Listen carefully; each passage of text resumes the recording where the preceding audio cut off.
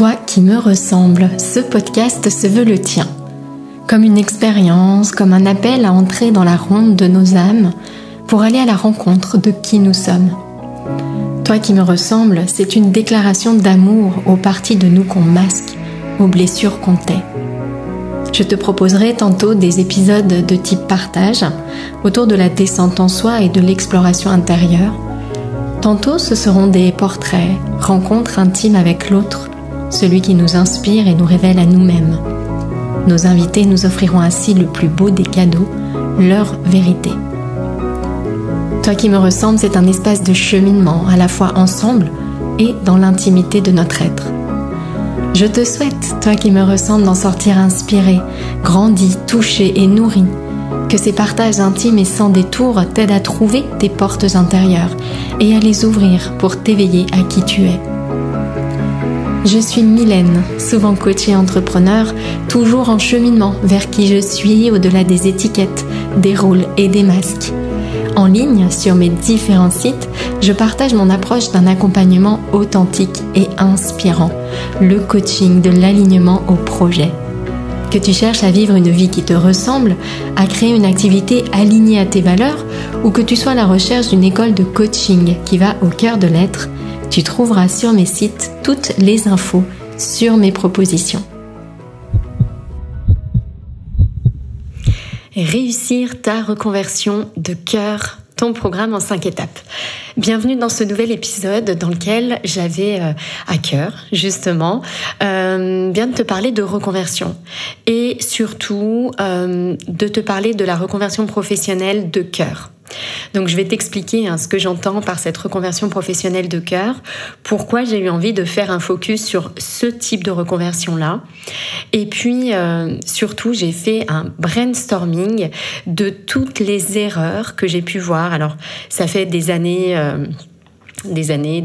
7, 8 ans que j'accompagne des femmes dans ces périodes de transition personnelle et professionnelle, et bien souvent on retrouve les deux dimensions d'ailleurs qui sont très mélangées, professionnelle et personnelle, et j'ai fait la liste de tous les pièges, toutes les erreurs que j'ai pu voir et dont j'ai vu l'effet négatif sur leur projet, sur leur reconversion au fil du temps. Donc j'ai regroupé tous ces pièges et puis j'ai sorti de ça 5 étapes très souvent oubliées. Je ne vais pas te parler des trucs bateaux de la reconversion, mais vraiment de 5 étapes qui sont oubliées la plupart du temps, dont on ne perçoit pas l'importance dans ce parcours et qui font qu'au final, on se plante dans notre projet. Alors, il y a plein de façons de se planter, je vais revenir dessus. Mais voilà en gros les grandes lignes de cet épisode de podcast et ce que j'ai envie de te partager ici. Alors, je voudrais faire une toute petite parenthèse. Déjà, moi, j'ai choisi cet épisode parce que j'ai beaucoup d'expérience d'accompagnement en la matière, mais aussi parce que dans ma vie, je ne vais pas mentir, il y a vraiment un avant-après ce changement de vie professionnelle que j'ai réalisé en 2017. Et pour moi, c'est vraiment un sujet essentiel dans notre épanouissement personnel que de trouver vraiment cette voie professionnelle et de l'exercer de manière à ce qu'on s'inscrive dans une sorte de boucle sacrée. Ce que je fais, qui je suis, où chacun nourrit l'autre de manière très, très circulaire, comme une boucle. Pour autant, j'aimerais quand même insister sur l'idée qu'on n'est pas toujours obligé de changer de voie professionnelle. Parfois, des ajustements suffisent. Maintenant, cet épisode est vraiment dédié à justement, qui est dédié cet épisode ? Cet épisode est vraiment dédié à celles qui ne se sentent plus 100% alignées dans leur métier et rêvent secrètement d'autre chose. Même si vous vous apercevez que finalement, là où vous êtes, ce n'est pas si mal et que des ajustements suffisent, les 5 étapes que je vais partager sont très très utiles à ce stade de réflexion. Cet épisode s'adresse aussi à celles qui ont déjà une vague idée de là où elles aimeraient aller, mais qui ne sont pas sûres de faire le bon choix et qui donc aimeraient avoir des clés, des outils pour garantir la sécurité de leur choix et de leur projet. Cet épisode s'adresse également à celles qui ont déjà entamé un chemin de reconversion de cœur, mais qui commencent à sentir les pièges qui peuvent les guetter ou qui se rendent compte que ça va être un peu plus difficile peut-être que prévu. Et puis enfin, cet épisode s'adresse à celles qui ont réalisé une reconversion de cœur, donc à un stade plus avancé du projet, mais qui n'ont pas réussi à convertir ce choix en une situation professionnelle stable et confortable, et qui sont peut-être même dans un entre-deux, de revenir un petit peu à ce qu'elles faisaient avant ou de faire autre chose en parallèle. Donc voilà, on ne peut pas dire que ce soit une réussite à 100%. Qu'est-ce que j'entends maintenant par reconversion de cœur ? Une reconversion de cœur, pour moi, c'est une reconversion qu'on entame, pas pour une raison extérieure à soi. Par exemple, notre conjoint déménage, on est obligé de changer. Non, c'est pas ce type de reconversion. Ce n'est pas non plus un choix de reconversion qu'on fait pour éviter quelque chose par peur, mais plutôt quelque chose qui est dans l'écoute de nos aspirations profondes. C'est-à-dire un choix qu'on fait, donc bien souvent suite à un ras-le-bol professionnel, pour ne pas parler de burn-out. Il peut y avoir d'autres façons de le vivre. Moi, en ce qui me concerne, je n'ai pas vécu de burn-out. Mais voilà, celles qui ont réalisé une reconversion, celles qui, ont vécu un épisode difficile à titre professionnel, personnel, et qui, suite à ça, ont décidé de réapprendre à se connaître, de faire connaissance avec elles-mêmes, et qui sont donc dans cette démarche de connaissance de soi, de découvrir leurs aspirations profondes et donc qui ont envie de trouver un métier qui leur correspond mieux, qui leur convient mieux, qui va leur permettre de s'épanouir ou de rester dans cet épanouissement qu'elles commencent à connaître, à découvrir. Donc pour moi, une reconversion de cœur, c'est vraiment une reconversion dans le but de nous épanouir. Et donc on fait passer cet objectif s'épanouir à travers ce nouveau métier avant le confort, avant la sécurité. Donc, c'est en cela que je parle de choix de cœur plutôt que choix de peur. Mais je vais revenir dessus. Tous nos choix ont leur part d'ombre. Et c'est aussi pour ça qu'il y a autant de désillusions. C'est que les peurs sont présentes également, même dans une reconversion de cœur. Donc, quels sont les pièges maintenant de cette reconversion de cœur ? Alors, je n'ai pas numéroté ce que j'ai trouvé, mais je dirais qu'il y a 7 ou 8 pièges dans lesquels on tombe généralement lorsqu'on s'engage dans une reconversion de cœur. Premier piège, c'est justement qu'on n'a pas conscience des parts de peur dans notre choix. On est persuadé que c'est un choix 100% du cœur et on ne voit pas forcément les zones d'ombre. Et comme on n'a pas conscience de ces zones d'ombre dans le choix du métier, mais également à chaque étape du projet, on va un peu s'entêter dans des voies parfois extrêmes qui ne fonctionnent pas. On est persuadé, bien souvent, que parce qu'on est 100% aligné dans notre choix, donc ça c'est ce qu'on pense, et c'est relatif à notre état de conscience du moment, donc on est persuadé que parce qu'on est 100%, en tout cas on se sent 100% aligné avec ce choix, que ça va marcher. Et ça, c'est une chose que je vois souvent, c'est qu'à cette étape de notre chemin, on s'intéresse souvent à la spiritualité, en tout cas on est dans une démarche de développement personnel, qui parfois, souvent, ouvre sur la spiritualité avec cette idée que si je suis alignée dans mes choix, alors voilà, tout s'aligne et donc ça va nécessairement marcher. J'en reparlerai après, mais ça c'est un piège. Autre piège qui est relié à celui-ci, c'est qu'on veut tellement de lumière et d'idéal dans notre vie. C'est-à-dire qu'on sort d'une phase de notre vie où bien sûr on a vécu des choses difficiles, beaucoup de souffrances, et puis là on commence à travailler sur nous, on commence à dénouer des choses, on commence à avoir des déclics, des prises de conscience, et ça fait du bien. On ressent des émotions positives. Et donc on peut avoir tendance à s'accrocher un peu à ça. C'est-à-dire qu'on veut tellement de lumière et d'idéal dans notre vie qu'on va en oublier les règles de la matière, les règles de l'entreprise. On va manquer dans notre projet, piège suivant, d'ancrage et de réalisme. Par rapport, on ne tient pas compte de la faisabilité de notre projet, on ne fait pas de business plan, on ne fait pas de plan d'action, on ne se fixe pas d'objectifs, on n'adapte pas nos objectifs parce qu'encore une fois, on est persuadé que synchronicité, intuition, alignement et que les choses vont se faire comme ça. Autre piège qu'on peut rencontrer aussi, c'est d'être entouré de personnes qui, de toute façon, n'y croient pas une seconde. Et donc, malgré nous, on va avancer avec cette croyance que ce n'est pas vraiment possible. Et donc, à chaque étape, on va être très freiné en fait par cette croyance. Ça va être comme un plafond invisible dans toutes nos actions et nos efforts pour communiquer et nos efforts pour vendre et nos efforts pour parler même de notre reconversion. On va sentir toujours ce poids. Autre piège, on se laisse influencer par les autres. Parce que c'est fragile pour nous, parce qu'il y a beaucoup de peur, il y a beaucoup de doutes, encore dans ce choix, beaucoup de croyances, on va se laisser influencer à l'extrême par les autres et notamment on va copier leurs choix. On va copier des modèles.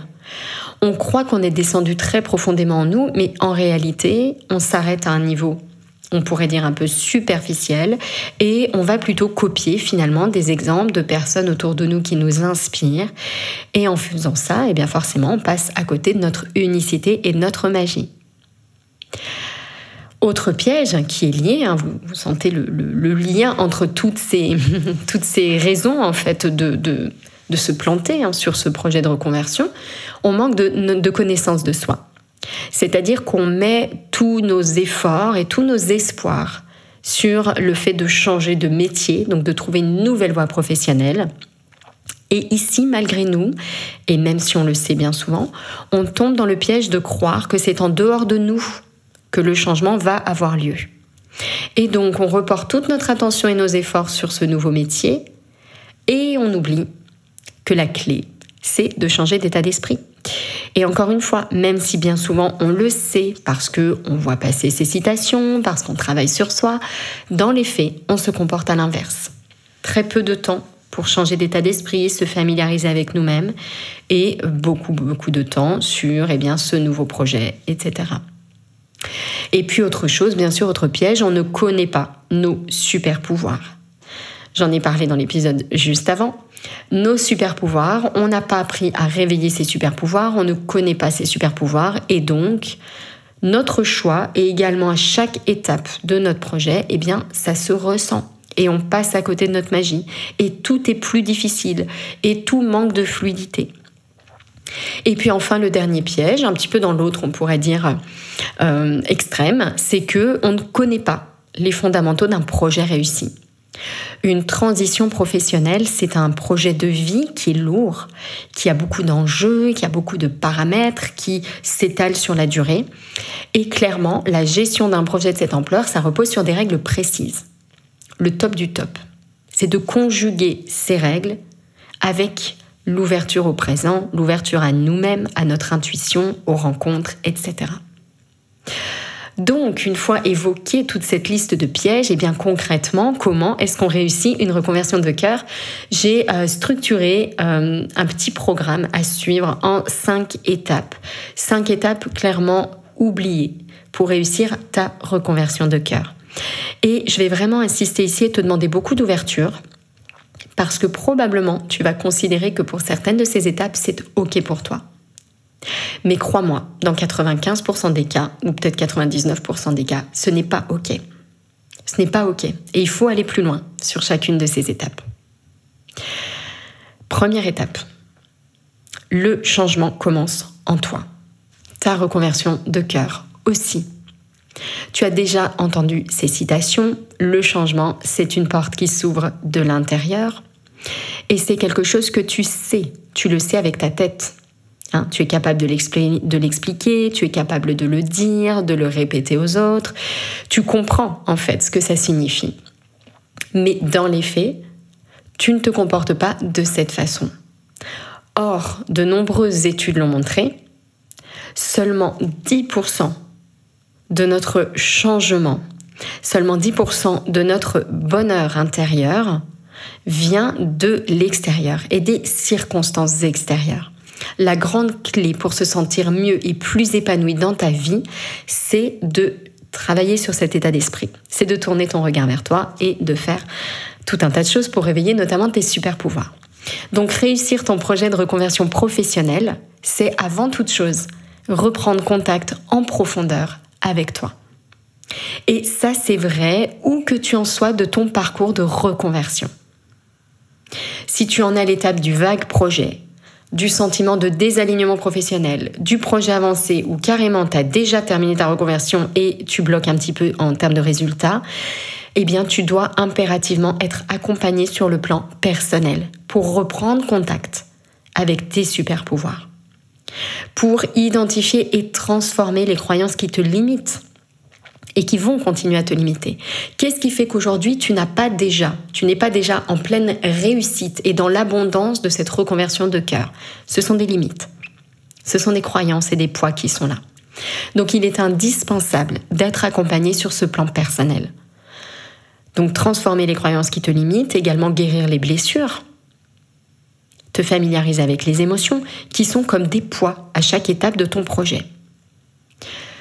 Te familiariser avec tes émotions, apaiser ton mental, qui va clairement te mener la vie dure dans cette période de transition. Puis si ensuite tu choisis de changer d'environnement professionnel, voire de créer ton entreprise, tu vas vivre des vagues émotionnelles. Il est indispensable de cultiver ces super pouvoirs. Donc arrêtons de croire qu'on réussit un projet uniquement en appliquant des outils, en faisant des business plans, en apprenant à créer un site internet ou à utiliser Instagram. Très clairement, ce qui fait la différence, c'est qui nous sommes.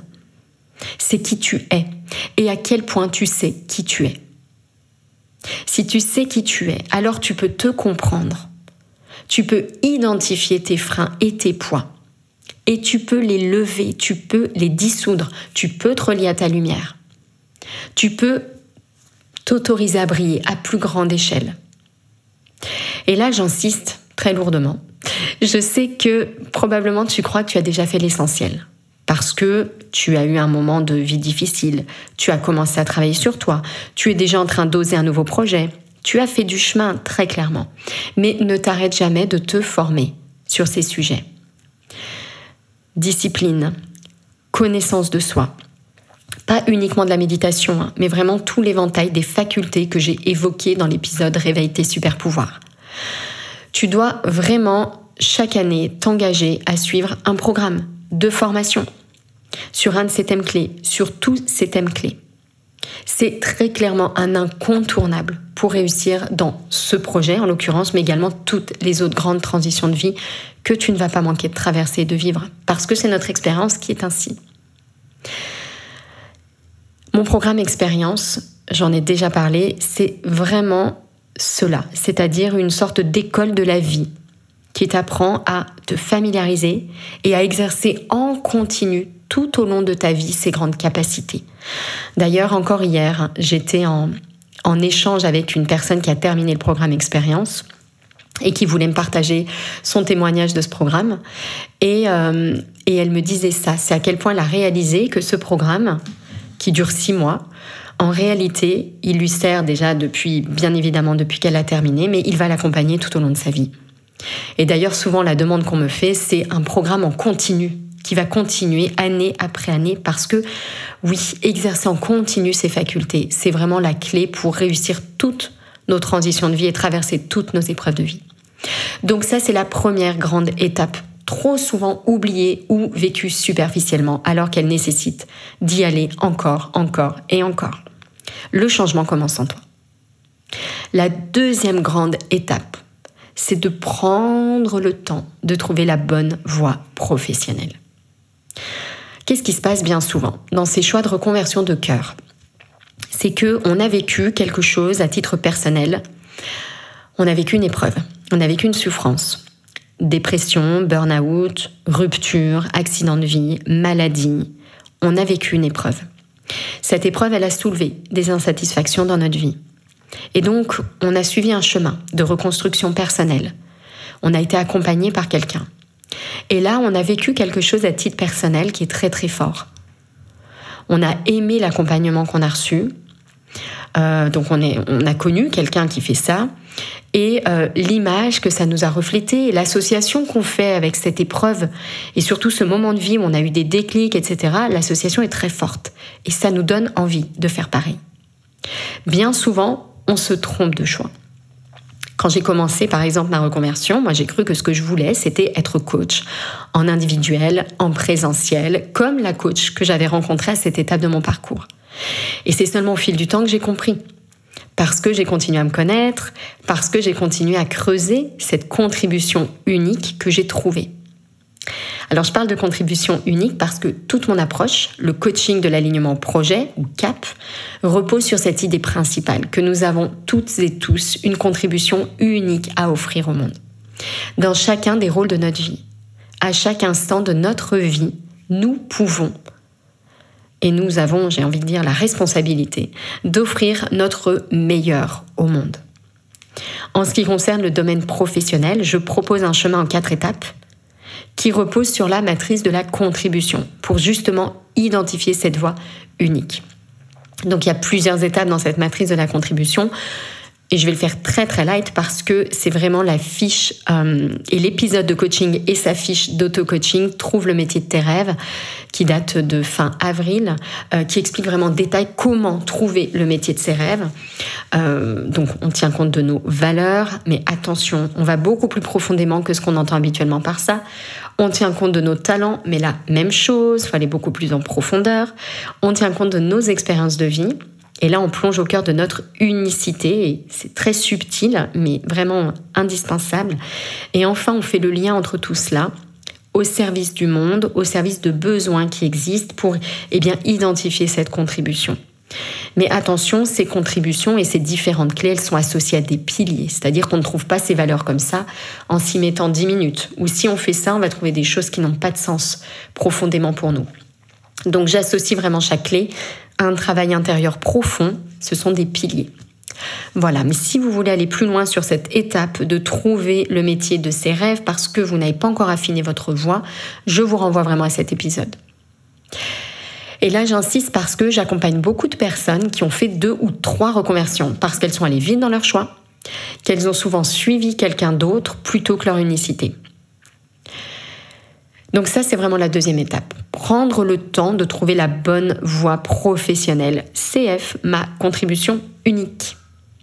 3e étape. Je vais faire un focus peut-être un petit peu lourd et insistant, mais c'est vraiment à la fois mon expérience de vie et l'expérience de beaucoup de femmes que j'accompagne. Cette 3e étape, c'est attention au piège des métiers de l'accompagnement, le nouvel Eldorado de la reconversion professionnelle. Alors ça paraît un peu paradoxal de dire ça parce que en ce qui me concerne, j'ai été accompagnée à un moment, j'ai adoré la thématique et j'ai décidé ensuite d'accompagner les autres. Mais je l'ai fait de manière précipitée et il y a des choses que j'ai proposées au début ou que je croyais devoir proposer, je me suis aperçue au fil du temps que ce n'était pas vraiment ça, ma zone de magie. Pourquoi est-ce qu'il y a énormément de désillusions dans les métiers de l'accompagnement ? D'abord, comme je le disais tout à l'heure, on a vécu un épisode difficile, on a été accompagné, on est tellement contente de se sentir mieux.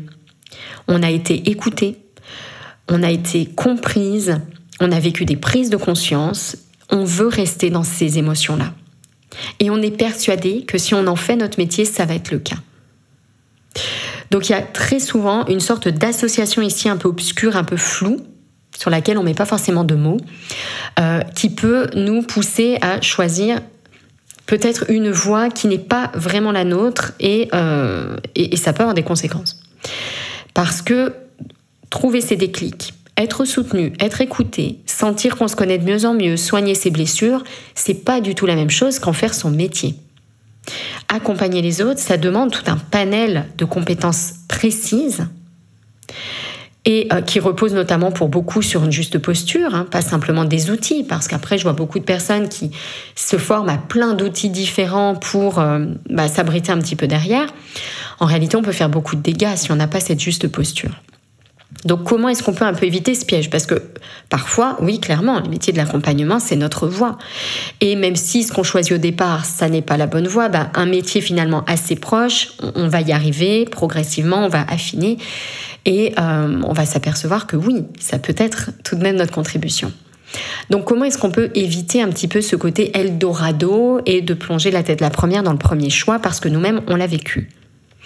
Déjà, je dirais en faisant bien la part des choses, entre les émotions agréables qu'on ressent parce qu'on nettoie des choses en soi, parce qu'on comprend des choses, et le fait d'accompagner les autres, de manière individuelle ou collective, autour de telle ou telle pratique. Il faut être consciente de la part des peurs dans ce choix d'accompagner les autres. On a vécu un moment très difficile, on a été dans l'ombre. D'un coup, on rejoint une zone beaucoup plus lumineuse, avec beaucoup d'émotions positives. On a peur de quitter cette zone. On se sent bien dans cette zone de l'accompagnement. Et si on ne prend pas conscience de cette part d'ombre dans notre choix d'accompagner les autres, ça peut vraiment nous plonger, nous maintenir dans une sorte de sentiment superficiel de mieux-être, qui n'est pas la connaissance profonde de soi. Peut-être que là, je vais un petit peu loin. Je veux simplement attirer votre attention sur l'existence de parts d'ombre dans ce choix d'accompagner les autres, si tel est votre choix. Donc, ce qui est essentiel, c'est d'avoir d'abord conscience qu'il y a des parts d'ombre. Et puis ensuite, il faut continuer à affiner ce qui je suis. Et notamment, à ce stade de la reconversion professionnelle, les valeurs, c'est rarement le souci. En général, on prend un peu le contre-pied de notre vie d'avant où on a ignoré nos valeurs et nos besoins. Donc, en général, le travail sur les valeurs, voilà, on suit nos valeurs, on a envie de respecter nos valeurs. C'est pas trop la question. Par contre, il y a une deuxième clé qui bien souvent est un petit peu oubliée, je dirais, c'est la clé des compétences, des talents, mais aussi la clé des expériences de vie. Nous n'avons pas toutes et tous les mêmes talents. Nous n'avons pas toutes et tous les mêmes compétences. Et tout le monde n'est pas fait pour accompagner les autres. Et également, il y a une infinité de façons d'accompagner les autres. Ce n'est pas parce qu'on a été accompagné en coaching ou en art-thérapie que nécessairement notre voie, nous, c'est de faire ensuite la même chose. Ce qui est essentiel à cette étape, c'est de garder son champ de possible ouvert. Donc voilà pour cette troisième étape, c'est ce piège, cet Eldorado, on va dire, des métiers de l'accompagnement. Donc attention ici, il y a beaucoup d'approximations, on va dire, dans ce choix. Est-ce qu'en soi, ce sont des erreurs ? Ce sont des expériences de vie, de toute façon. Mais en tout cas, mon objectif à moi dans cet épisode, c'est de vous aider à réussir votre conversion professionnelle et pas à tomber dans tous les pièges qu'on peut rencontrer à chaque étape. Donc, quatrième étape maintenant, je dirais, c'est le mythe de l'alignement en reconversion professionnelle. Trouver sa voie de cœur. Ça passe bien souvent sur notre chemin par une connaissance de soi un peu plus profonde. On fait un travail intérieur et souvent une première approche de la spiritualité. Parmi les messages qu'on entend et qui nous marquent souvent à cette étape de notre chemin, il y a l'idée que le hasard n'existe pas. Et l'idée, un petit peu corollaire, que si je trouve ma mission de vie, si je trouve ma contribution, alors toutes les planètes vont s'aligner et je vais réussir sans rien faire de particulier, simplement en étant ouverte aux rencontres et aux synchronicités. Donc il y a vraiment ici une idée que si j'écoute mon cœur, si j'écoute mon intuition, alors c'est la clé de la réussite de ma reconversion de cœur. Ici, ce que j'ai envie de dire, c'est que oui, tout cela est vrai, mais pas suffisant. Et il y a une petite chose qui est oubliée, une petite chose mais qui est très grande en réalité, c'est que nous vivons dans un monde de matière. Que réussir une reconversion repose sur des règles, que même l'idée d'écouter son cœur et de se connaître et de se familiariser avec ses émotions, ça repose sur une discipline de chaque instant, mais une discipline, j'ai envie de dire, mathématique, vraiment une persévérance, quelque chose de très très réglé et mesuré.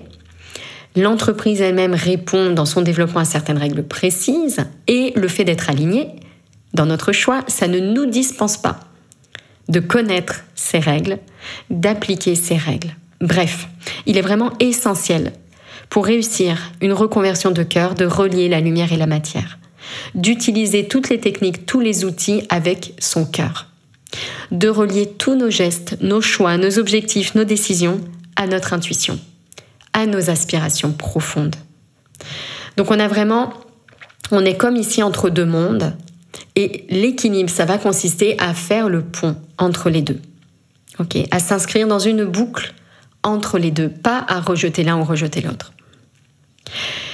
Par exemple, si on veut développer une entreprise du cœur, parce que notre choix de reconversion passe par créer son entreprise, il faut vraiment accepter l'idée que notre cœur de métier, ce sera peut-être 40% de notre pratique. Et que les 60% restants, ça va être communiquer, gérer, organiser, manager peut-être, développer, vendre, etc. Et que toutes ces activités sont aussi spirituelles que le cœur de métier.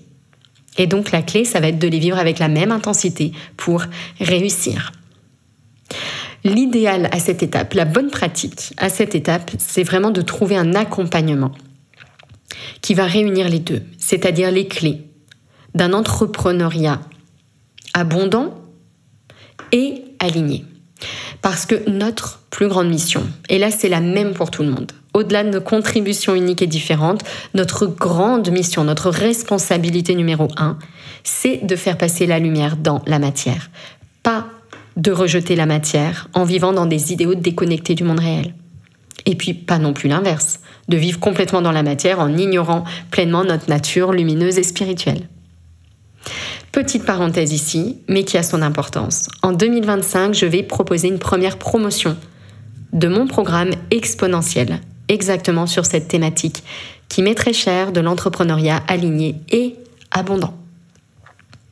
Et la 5e étape maintenant, pour réussir sa reconversion professionnelle de cœur, c'est l'étape de l'environnement propice. Créer un environnement de réussite et d'alignement.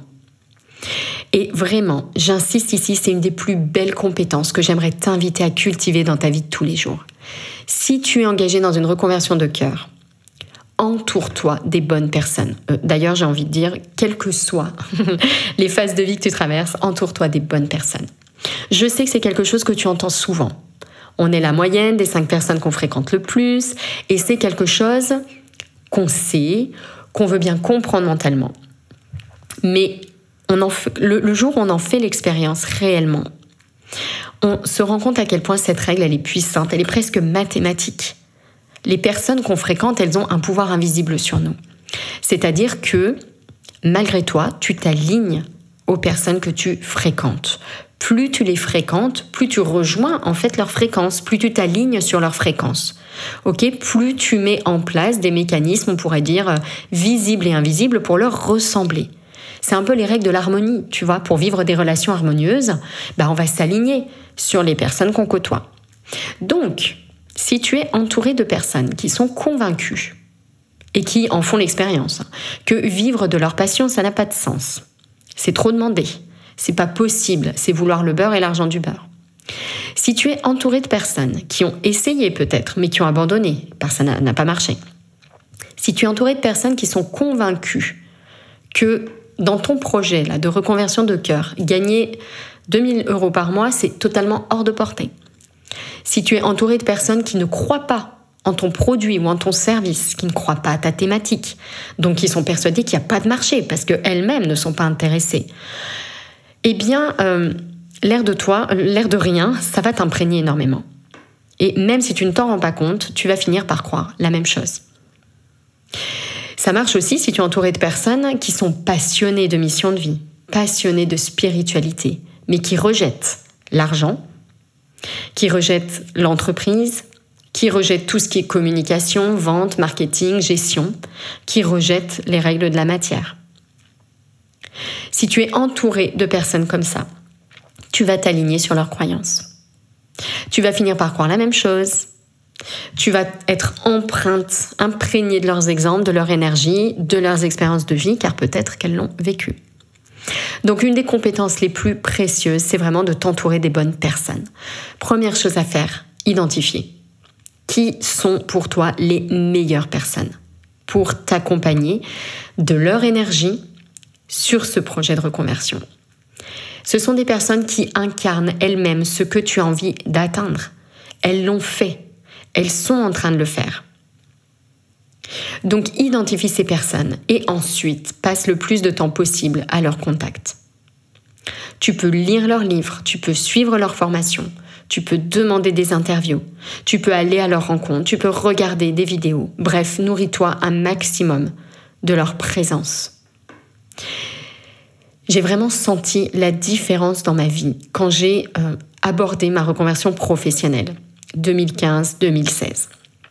Et j'ai vu mon chiffre d'affaires évoluer en fonction des personnes que je côtoyais au quotidien. C'est-à-dire que lorsque j'ai commencé entourée de personnes qui n'y croyaient pas, qui étaient entre deux, qui faisaient un pas en avant, un pas en arrière, qui reprenaient un temps partiel parce que ça marchait pas, qui n'osaient pas, qui avaient plein de peurs et plein de doutes, j'ai vécu ces expériences-là. Le jour où j'ai décidé de faire un pas plus élevé, ça m'a demandé d'investir, en l'occurrence dans un mastermind. Je me suis retrouvée entourée de personnes qui réalisaient 5 à 10 fois ce que je réalisais. Eh bien, en quelques mois, je les ai rejointes. Tout simplement. Certes, il y a les outils, et on croit toujours que c'est les outils qui font la différence. Mais surtout, il y avait cet exemple incroyable, cette fréquence du « c'est possible », parce qu'on l'a déjà fait. Et voir, être au contact de personnes qui l'ont déjà fait, en fait, ça, instantanément, ça éteint toutes les croyances qui nous répètent que c'est pas possible depuis toujours. On l'a en face de nous. Donc, c'est que c'est possible. Voilà donc pour cette 5e étape, créer l'environnement propice et nourris-toi un maximum de ces personnes qui incarnent exactement cette réussite que tu vises dans ta reconversion de cœur. Voilà donc pour ces 5 étapes oubliées qui font que si peu de projets de reconversion de cœur aboutissent positivement. Maintenant, j'ai plusieurs propositions à te faire ici pour t'aider à traverser toi-même cette étape si tu en es là. Et attention, il y a de la nouveauté. Et en parlant, je me suis aperçue que j'avais oublié une de ces nouveautés incroyables sur lesquelles je suis en train de travailler et vraiment qui va être magnifique. D'abord, première chose, pour cultiver les grandes aptitudes, les super pouvoirs qui dorment en toi, qui vont t'aider à te relier à ta puissance intérieure et à traverser les épreuves, le programme Expérience. C'est vraiment une école de la vie. Une sorte d'incontournable du développement personnel qui va t'accompagner, comme je le disais, bien au-delà des 6 mois.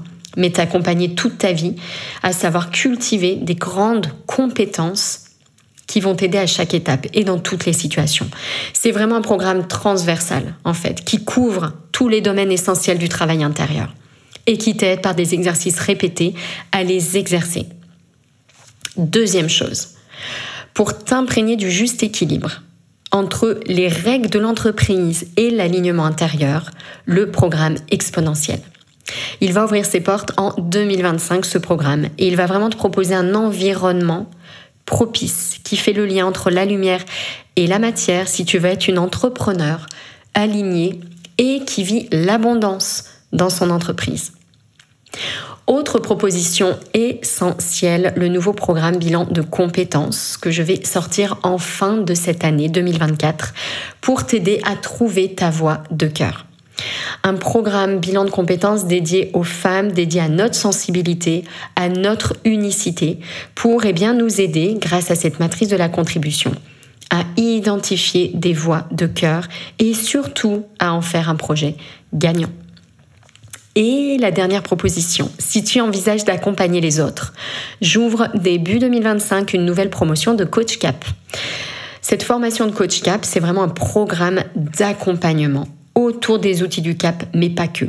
C'est le programme qu'il te faut si tu veux accompagner les autres, mais que tu as peur par ta posture de ne pas être assez prête et parfois d'être contre-productive. Même si tu connais des outils, de ne pas trop savoir quelle est cette juste posture.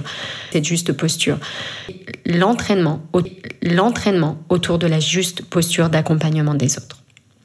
Voilà pour toutes ces belles propositions pour réussir ta reconversion de cœur. Je te laisse les découvrir sur mon site et puis n'oublie pas de télécharger ta fiche d'auto-coaching qui accompagne cet épisode. Merci pour ton écoute. Si tu entends ce message, c'est que tu as écouté l'épisode jusqu'au bout. Et pour cela, je te dis un grand merci. J'espère que cet épisode t'a inspiré, touché, nourri. Si c'est le cas, n'hésite pas à partager ce podcast autour de toi avec le hashtag Toi qui me ressemble.